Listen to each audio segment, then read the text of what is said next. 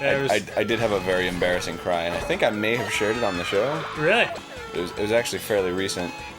I went to Japan, and I went to the Toei Museum. Yep. And not the toy museum, but the Toei. Right. It's a production company. It's sort of like, I don't know, Fox or CBS. Right. And they like produce like Dragon Ball Z, and they produce all of, like the Sentai shows, like Power Rangers in Japan. Oh, yeah.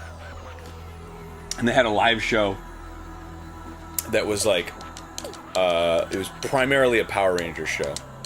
Of the current Power Rangers at the time, and they were just doing like their Power Ranger thing, and it was all dubbed and shit, and it was fucking intense and epic, and like there was just fights, and like there was a plot and shit, and you could follow it, like even though it was in Japanese. Nicely done. Because it's very like wow, they're doing poses, and like everything's very like, and they're very like character actory and stuff. Yeah. And like I was just like, yeah, this is awesome, like I'm getting so into it, this is so cool.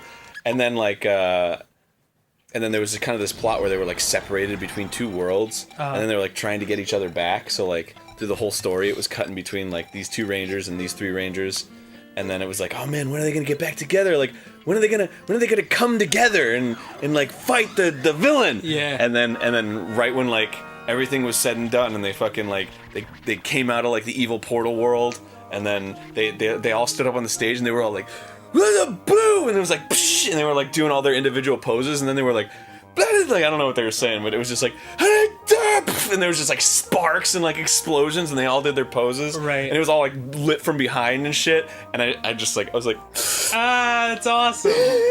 Like it just makes you so happy that you cry. Yeah, that was actually the first time I'd ever had the experience that I was so happy I could cry. Wow. It felt like everything I ever wanted as a child, like right in front of me. That's so fucking cool. That's so cool.